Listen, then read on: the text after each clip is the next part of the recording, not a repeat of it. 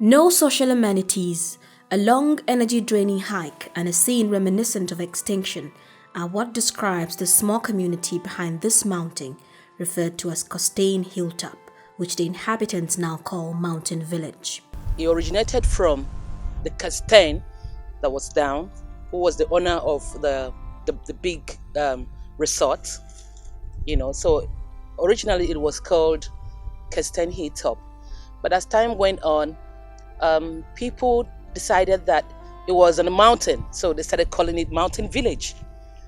So I'm sure the people know this mountain as Mountain Village.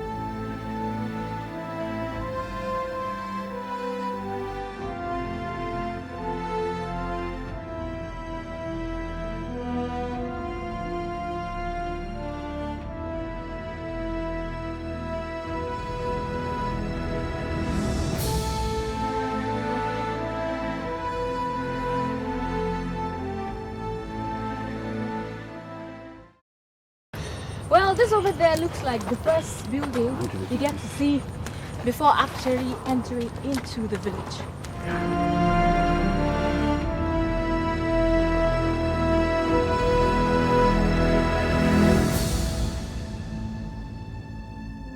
Now, the irony of it all is when you look at this other side and then look at that other side where all the civilization and the beauty of Abuja lies, you begin to wonder, is this really the FCT?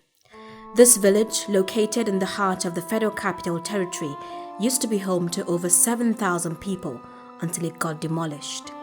Many who now live here are either returnees or people who can't afford to pay for rent in the capital city. They set up temporary structures to enable them have a place to lay their heads. We've been climbing here for the past 20 minutes. As you can see, we just filmed a water spring over there where obviously they usually take their bath and then wash their clothes. You have no idea that there are people living up there. So come please. 45-year-old Chris Milan has lived here for almost 15 years. All hands are not equal. Going up and down this mountain, it takes you 1 hour, 1.5 hours to climb up, depending on the kind of person that you are. If you look around this mountain, you can't find anybody who is fat because the fatigue is high. It's like you going on a jog every morning because you have to get to work and get back. There is no water, there's no light. So you have to get down the mountain to fetch water. Use jerry cans to bring it up. You understand? Some people can't do it, so they pay people who go down this mountain and fetch, like the widows around, and their children. Most of the times they have to go down the mountain, look for food, look for firewood to cook, and then fetch water and bring you should come see sometime. A tour around some parts of the village shows structural foundations that were demolished, and the place has returned to being farmlands of the native Bagi people. Where the okra has taken place, the farm is taking place, it's on top of somebody's house. These are all houses. That's the soccer way there. These are all houses. Here used to be houses where you could see it's taken over by cashews and all the grains that they planted. See cashews being planted in between so that you don't have space to build your house even when you come back. We met 25-year-old Elizabeth Amos, who is a mother of 2. She was pregnant with this baby at the time the authorities demolished their home. The fright and agony triggered her to go into premature labor. Her home and shop all got demolished, leaving her with no source of livelihood to feed her kids or send them to school. To survive, she now picks used plastic food storage containers, popularly known as takeaway packs, from refuse, washes them, and resells them. Fatima Musa, who has remained inconsolable since her husband died from grief after demolition, paints a grim picture. One day, I go market at Maraba, from Maraba to Orange Market. I do go Nasarawa to buy yam, other things. So before you know, I came back and meet my husband dead. Then from there, I say, why me again? Last time, I cannot carry these children. Go village. Temptation all over. I know what is happening. You that have your house know where it's leaking in your house. She says government should come to her rescue.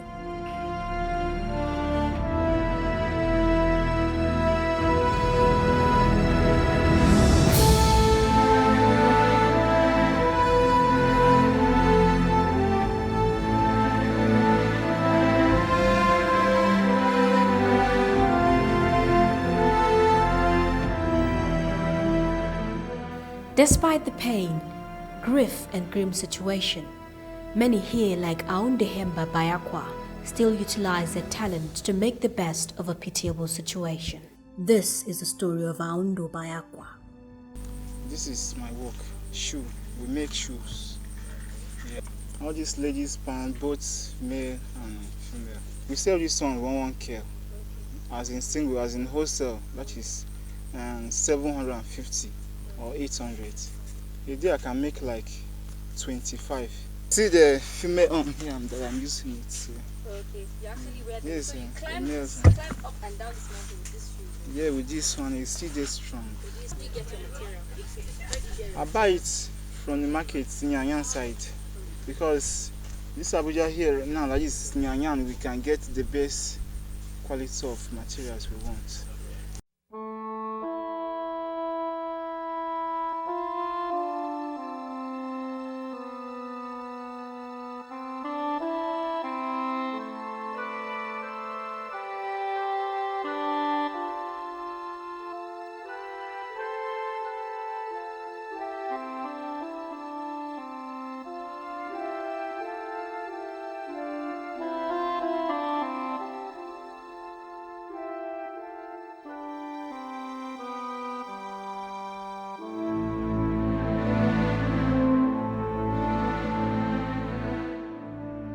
Government can help us. If government can help us, we can even employ more youths here. We can train them. Well, it is obvious that this mountain village, which can also be referred to as the Mountain of Pains, going by what the inhabitants have passed through, whether things would change is still uncertain. The sharp contrast in the living standard between the rich and the poor shows that Nigeria still has a long way to go in bridging this gap.